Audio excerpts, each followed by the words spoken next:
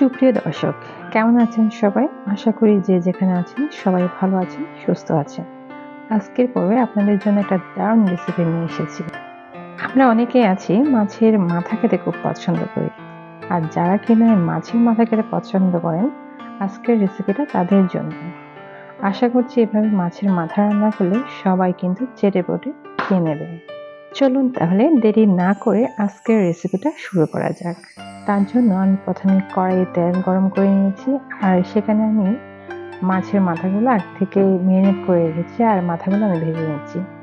মাথাগুলো আমি কিছু লবণ, হলুদ আর শুকনো মরিচ দিয়ে প্রথমে মেরিনেট করে রেখেছিলাম। এখন আমি গরম তেলে এগুলোকে ভেজে নেব ভালো করে। আসলে মাছের মাথা যদি আপনি রান্না করতে যান তাহলে সেক্ষেত্রে এইভাবে ভেজে যদি রান্না করেন তাহলে এটার স্বাদ কিন্তু অনেকটা বেড়ে যায়। আসলে আমাদের বাসায় কম বেশি সবাই কিন্তু মাছের মাথা পছন্দ করে। তাই মাছের সাথে যেদিন একটা মাথা রান্না করা হয় তাহলে কে খাবে সেটা নিয়ে একটু সমস্যা হয়। সেজন্য আমাদের বাসায় প্রায় সময় এই ধরনের কয়েকটা মাথা একসাথে করে রান্না করি। তাই ভাবলাম রেসিপিটা আপনাদের সাথে শেয়ার করি। এভাবে যদি মাছের মাথাটা আপনারা রান্না করেন তাহলে এটা খেতে কিন্তু খুবই দারুণ হয়। যাদের বাড়িতে মাছের মাথা খাওয়ার লোকের অভাব নেই তারা কিন্তু চাইলে খুব সহজে অল্প সময়ের মধ্যে রেসিপিটি তৈরি করে নিতে পারেন। এটা আসলে খেতে খুবই অসাধারণ হয়। যদি আপনারা বাসায় ট্রাই না করেন তাহলে তো বুঝতেই পারবেন না। তাই আমি বলব অবশ্যই বাসায় একবার হলো এভাবে মাছের মাথা ট্রাই করে দেখবেন। আশা করছি সবারই ভালো লাগবে। মাছের মাথাটা রান্না করার জন্য এইভাবে আমি সবগুলো মাথাকে ভেজে নিচ্ছি। মাথাগুলোকে একটু ভালো করে ভেজে নিতে হবে, যেহেতু অনেক বড় মাথা। সেজন্য আমি একদম উল্টিয়ে পাল্টিয়ে খুব ভালো করে ভেজে নিলাম, যাতে করে আমার মাছের মাথাটা রান্না করতে খুব একটা সহজ হয়। এখন একে একে আমি সবগুলো মাথা এভাবে ভেজে নেব।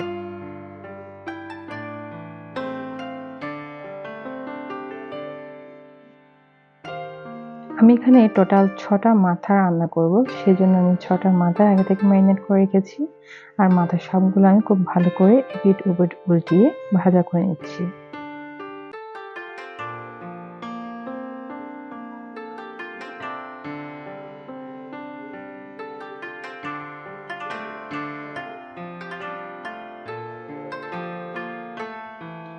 আসলে প্রতিদিন তো আমরা মাছ খাই। মাঝে, মাঝে এভাবে যদি সবার জন্য একটা করে মাথা রান্না করা হয় সেটা তাহলে আসলে মন্দ হয় না। আর সবাই যদি মাথা খেতে পছন্দ করে তাহলে তার কোনো কথাই নেই। সেজন্য আপনারা যদি বাসার সবাই মাথা খেতে পছন্দ করে সেক্ষেত্রে কিন্তু এভাবে একদিন মাছের মাথাটা ট্রাই করতে পারেন।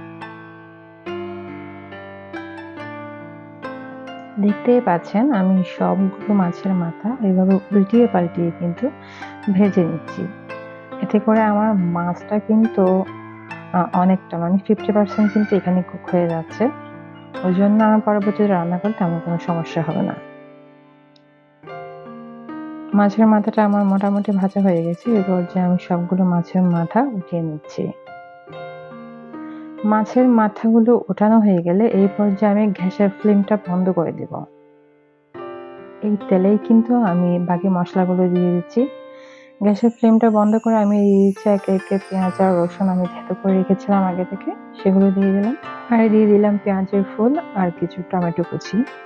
আর যে যতটুকু ঝাল খেতে পছন্দ করেন সেই অনুসারে কাঁচামরিচের পেস্ট দিয়ে দিবেন।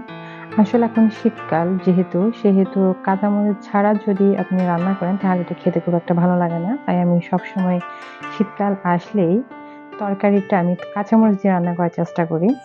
আমি এখানে ৩ টেবিল চামচ ভরে কাঁচামরিচ বাটা দিয়ে দিলাম, আর ১ চামচ হলুদের গুঁড়া আর সামান্য পরিমাণে ধনিয়া, আর দিয়ে দিয়েছি ১/২ চামচের মতো মাছের মসলা, আর দিয়ে দিলাম ধনেপাতা কুচি। এই সবগুলো মসলা দিয়ে আমি এখন মেরিনেট করে নেব। এই পর্যায়ে কিন্তু আমার চুলার আঁচটা বন্ধ আছে। এখন আমি চুলার আঁচটা জ্বালাইনি। আমি সবগুলো মসলা একেবারে মেরিনেট করে নিচ্ছি। এই মেরিনেট করা মসলার মধ্যে আমি যে মাছের মাথাগুলো ভেজে রেখেছিলাম সেগুলো আমি এড করে দিচ্ছি। একে একে সবগুলো মাথায় আমি দিয়ে দিচ্ছি, দেখতেই পাচ্ছেন। আসলে আমার কড়াইটা তুলনামূলক একটু ছোট হয়েছে, যার কারণে আমার মাথাগুলো একটু দিতে কষ্ট হচ্ছে। আমি একটা ছোট চামচের সাহায্যে মাছগুলোকে একটু উল্টিয়ে পাল্টিয়ে দিচ্ছি। বড় কিছু কিন্তু দিয়ে আমি আসলে উল্টাতে পারছি না, তাই আমি ছোট চামচ দিয়ে মাছের মাথাগুলোকে এপিঠ থেকে ওপিঠে করে দিচ্ছি।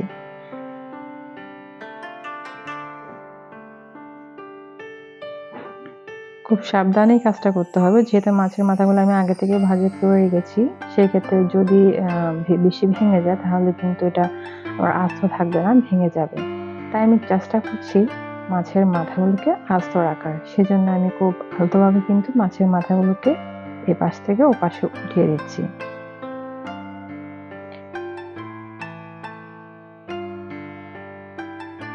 মোটামুটি আমার মাছের মাথাগুলো উল্টানো হয়ে গেছে। আপনারা অবশ্যই এই কাজটা করবেন।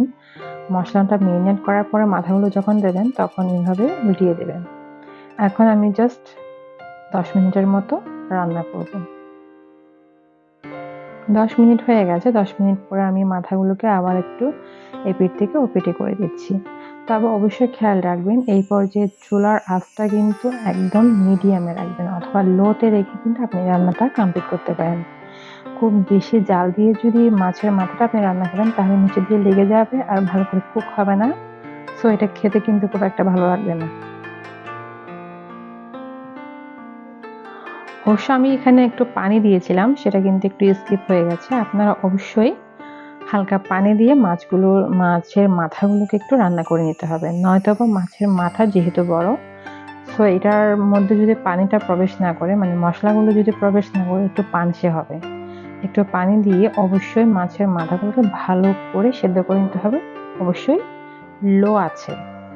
লো আছে মিনিমাম 25 থেকে 30 মিনিট মাছের মাথাগুলোকে রান্না করতে হবে, নয়তো এটা খেতে কিন্তু ভালো লাগবে না।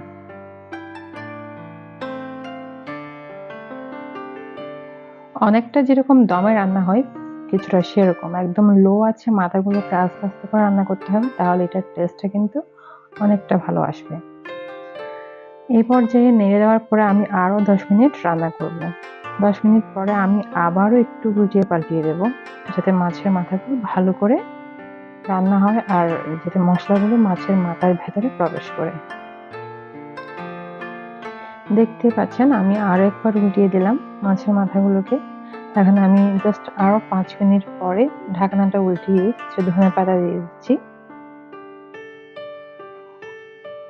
এখন ধনেপাতাগুলো দেওয়া হয়ে গেলে আরো 5 থেকে 10 মিনিটের মতো আমি দমে রেখে দেব।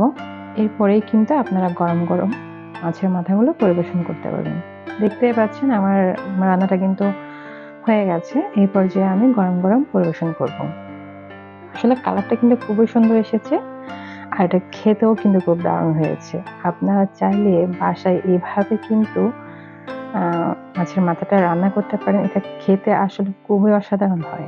আশা করছি রেসিপিটা আপনাদের ভালো লেগেছে, আর ভালো লাগলে অবশ্যই আমার চ্যানেলটিকে সাবস্ক্রাইব করবেন আর লাইক কমেন্ট দিতে একদমই ভুলবেন না, আর পারলে একটু বেশি বেশি করে শেয়ার করবেন।